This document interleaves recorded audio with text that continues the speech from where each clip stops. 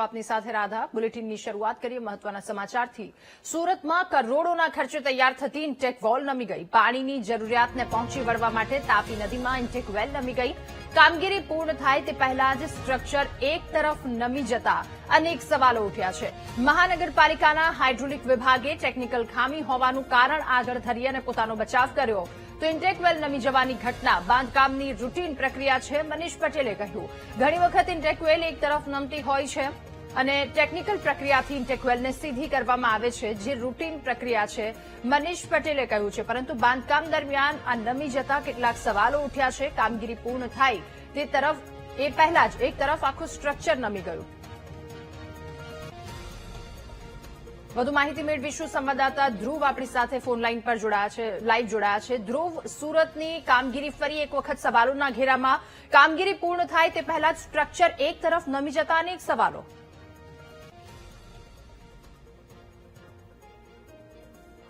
બિલકુલ, સુરતના સરથાણા વિસ્તારમાં જે તાપી નદીની વચ્ચે બનાવવામાં આવતો આ ઇન્ટેક પ્રોજેક્ટ છે કે જે તાપી નદીમાંથી પાણી પીવા માટે બહાર લાવાતું હોય છે, શુદ્ધિકરણ માટે કરાતું હોય છે. અને આ ઇન્ટેક વેલના પ્રોજેક્ટની જે કામગીરી ચાલી રહી હતી તે દરમિયાન એક ગંભીર ક્ષતિ થઈ હોય તે પ્રકારના દ્રશ્ય જોવા મળ્યા છે. અત્યારે પણ તમે જોઈ શકાય છે કે સરથાણામાં તાપી નદીની વચ્ચોવચ્ચ જે બનાવવામાં આવેલો આ ઇન્ટેક વેલ છે અને આ ઇન્ટેક વેલ આખો નમી પડ્યો છે, આખો ત્રાંસો થઈ ચુક્યો જોવા મળે છે. અડધો ભાગ જે છે તે ઇન્ટેક વેલનો પાણીની અંદર ગરકાવ થઈ ચુક્યો છે, જ્યાં બીજી તરફનો ભાગ બહાર આવી ચુક્યો હોય તે પ્રકારનું જોવા મળી રહ્યું છે. એટલે ક્યાંક કામગીરી દરમિયાન ક્ષતિ થઈ હોય તે પ્રકારનું જોવા મળી રહ્યું છે. જે રીતે અધિકારીઓ કદાચ ક્યાંક આને રૂટીન પ્રક્રિયા ગણી રહ્યા છે, આને સામાન્ય બાબતો ગણી રહ્યા છે, પરંતુ ચોક્કસ ક્યાંક બેદરકારી હોવાનું જોવા મળી રહ્યું છે. નિષ્ણાંતોએ જે રીતે આ ઇન્ટેક વેલ જે વાત કરી રહ્યા છે તેમાં 25 થી 27 ફૂટ ઊંડે ઉતારવાની હોય છે અને આ ઇન્ટેક વેલ હજુ 7 મીટર જ ઊંડે ઉતરી છે એવું કહેવાય રહ્યું છે. એટલે કે હજી ઊંડે ઉતારવાની બાકી છે અને આ દરમિયાન ફરી તેને સીધું કરી શકાય છે. પરંતુ જે રીતે અત્યારે શરૂઆતના જ આ જે પ્રકારનું કામગીરી હોય ને તે પ્રકારની કામગીરીમાં અત્યારે જોવા મળ્યું છે કે આખો જે ઇન્ટેક વેલ જે છે તે આખો નમી પડ્યો છે, ત્રાંસો થઈ ચુક્યો છે અને આ ક્યાંક કામગીરી દરમિયાન ગંભીર બેદરકારી થઈ હોય તેવું જોવા મળી રહ્યું છે. પ્રાથમિક દ્રષ્ટિએ આની પાછળના અનેક કારણો જવાબદાર હોઈ શકે છે, જેનું વિશ્લેષણાત્મક કરવું ખૂબ જરૂરી છે. સ્ટેબિલિટી સ્ટ્રક્ચરને પણ ક્યાંક મોટું જોખમ ઉભું થયું શકે છે કે નહીં તે પણ એક મોટો પ્રશ્ન છે કે તેને લઈને પણ તપાસ કરાવી જોઈએ. હાલ તો કામગીરી યથાવત જોવા મળી રહી છે. ઇન્ટેક વેલ જે છે તે કામગીરી ચાલી રહી છે આગળ. પરંતુ જે રીતે અચાનક આ ઇન્ટેક વેલ નમી પડ્યો છે, ત્રાંસો થઈ ચુક્યો છે, કરોડોના ખર્ચે બનાવવાનો આ પ્રોજેક્ટ હોય છે, જે કોન્ટ્રાક્ટરને કામ આપ્યું છે તેની પાસેથી પણ ક્યાંક ખુલાસો માંગવો જોઈએ, તેની તપાસ કરાવડાવી જોઈએ, એવા અનેક સવાલો તો હાલ ઉભા થઈ રહ્યા છે.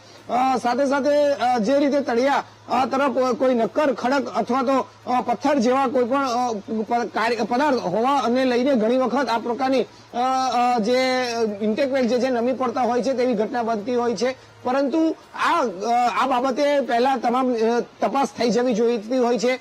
કામગીરી જયારે ચાલતી હોય ત્યાર પછી અચાનક આ પ્રકારે ઇન્ટેક વેલ આખો નમી પડો અને કરોડોના ખર્ચે જયારે આ ઇન્ટેક વેલ બનાવવામાં આવતો હોય છે, તેની પાછળ અનેક લોકોને પાણી પૂરું પાડતું હોય છે, તે પ્રકારનો પ્રોજેક્ટ હોય છે, ત્યારે જયારે આવી ગંભીર બેદરકારી થઈ જોવા મળતી હોય તો ચોક્કસથી તેની સામે પગલાં લેવા જોઈએ અને આ પ્રકારની બેદરકારી ન થવી જોઈએ તે પ્રકારનું પણ લોકોનું માનવું છે. બીજી તરફ જે રીતે અત્યારે આ દ્રશ્ય સામે આવ્યા છે તેને લઈને કામગીરી સામે અનેક સવાલો ઉભા કર્યા છે. હવે જોવું એ રહ્યું કે આને ખરેખર કઈ રીતે મૂલ્યાંકન કરવામાં આવે છે, અધિકારીઓને કઈ રીતે લઈ રહ્યા છે. આગામી દિવસોમાં પણ આ પ્રકારની કામગીરી દરમિયાન આ પ્રકારની ઘટના ન બને કે આ ઘટના ન થાય તે માટે પણ શું કહેવામાં આવી રહ્યું છે તે એક મોટો સવાલ ઉભો થયો છે. પરંતુ હાલ તો આ જે આખું સ્ટ્રક્ચર જોવા મળી રહ્યું છે તે નમી ચૂક્યું છે અને તે સામાન્ય ઘટના હોવાનું પણ અધિકારીઓનું કહેવું છે.